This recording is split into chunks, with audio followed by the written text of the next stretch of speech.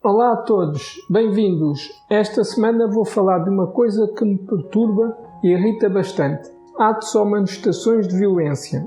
Embora entenda que a violência não é exclusivamente algo físico ou contra alguém, vou limitar-me neste episódio à abordagem apenas da violência física contra um semelhante, contra outro indivíduo. Não necessariamente por considerar esta forma de violência mais grave do que os outros tipos de violência, mas mais por não querer dispersar muito nesta temática e por não pretender fugir ao formato habitual do podcast. Uma visão geral e sucinta num episódio com poucos minutos. Sei que já não é fácil aturarem-me durante 5 minutos. Imagino o que seria estar para aqui a dar-vos uma grande seca por 15 ou 30 minutos. Respeito muito o vosso tempo, por isso, em alguns temas, é conveniente abster-me de dizer algumas coisas. Evitar demasiadas divagações. Nas conversas, se por vezes não temos nada a dizer, outras, se nos deixamos levar, começa-se a fluir de uns pensamentos para os outros numa teia que jamais termina, praticamente infinita. Inicia-se a falar de alhos e termina-se a discorrer sobre bugalhos. Insano! Detesto violência.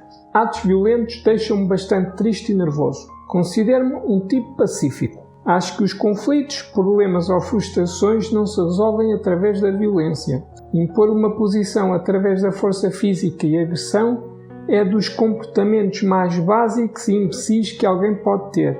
Não obstante o instinto de violência ser inato no ser humano, acho que a generalidade das pessoas já chegaram a um grau de desenvolvimento intelectual e social que deveriam conseguir oprimir os instintos mais violentos e compreender que a pancadaria resolve muito pouco e implica sempre infelicidade, angústia, destruição e perda. É um retrocesso no desenvolvimento humano.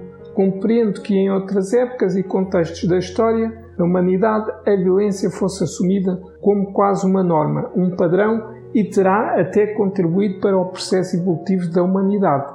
Mas hoje, considerando todo o conhecimento acumulado ao longo de milhões de anos da história da humanidade e que na generalidade das sociedades ocidentais estão já assegurados um conjunto de valores éticos, paz, liberdade e direitos fundamentais, é desnecessário e indesejável o recurso à força, seja por que motivo for. Entendo que o uso da violência ou repressão física deveria ser um recurso exclusivo das forças policiais, militares e, eventualmente, em situações muito concretas de alguns grupos de segurança privada. Sempre em situações muito excepcionais e em medida proporcional à necessidade de proteger a vida, integridade física ou como último recurso para manter a ordem e fazer cumprir a lei.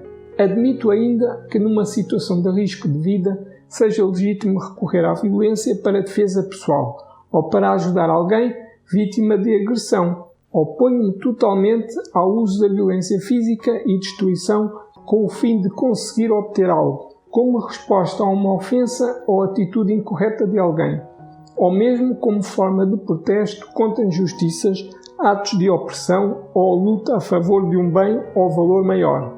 Nem todos os fins justificam os meios.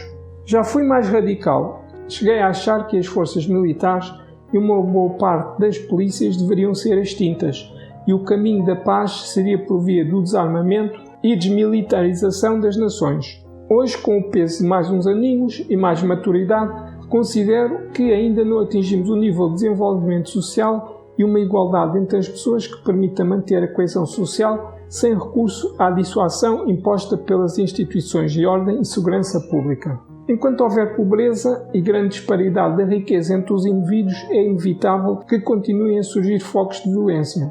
As sociedades ainda necessitam de algum músculo para manter a ordem social. Talvez daqui a mais alguns séculos seja possível acabar com as armas e, em sequência, com as instituições com legitimidade e reserva do uso da força. A história diz-nos que o caminho é o da não-violência. De um modo global, a maioria dos indicadores sociais mostram que as sociedades do século XXI tendem a ser menos violentas que as dos séculos passados, embora às vezes pareça que não, devido à velocidade que nos chegam as notícias e a tendência dos órgãos de comunicação social de explorarem até ao tutano qualquer tragédia que acontece. A violência resulta em boa parte de um conjunto de fatores que estimulam a agressividade. A pobreza, a instrução, as normas sociais, a lei, a liberdade e as experiências que se tiveram.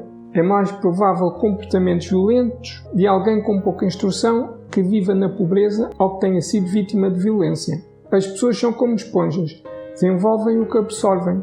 Daí a importância da não violência como exemplo.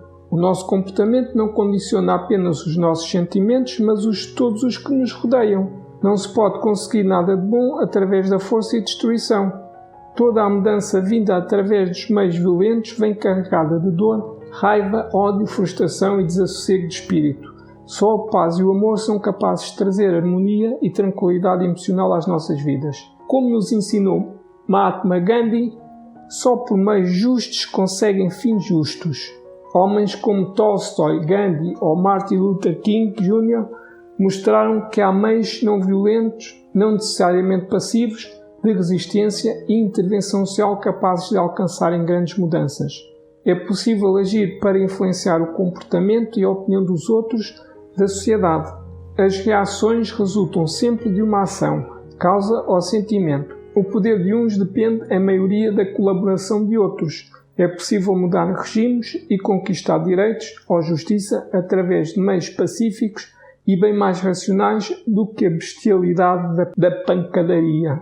É certo que o instinto da violência é uma herança genética que, perante determinados estímulos, é muito difícil que não se manifeste. O ser humano está programado para reagir a ameaças, ao medo. Pode até ser motivada por questões hormonais. Há sempre quem seja propício à violência. Mas o comportamento é essencialmente resultado das normas sociais, culturais e éticas do meio em que se está inserido. Normalmente somos o resultado do meio que assimilamos e observamos. Reproduzimos os exemplos que temos. Alguém que conviva diariamente com a violência terá, muito provavelmente, a ideia que as coisas só se resolvem à força. Não porque achem melhor, mas porque só sabem agir desse modo. Por isso, compreendo até o comportamento mais violento por parte de alguns indivíduos. Mas não é por isso que possa ou deva aceitar essas atitudes. Através da educação e à medida que as desigualdades sociais se forem dissipando, acredito que a propensão à violência seja cada vez mais diminuta. A mudança começa em nós. Quando nós mudamos as nossas ações, agimos em parte na forma como aqueles que contactam connosco reagem. Violência gera violência.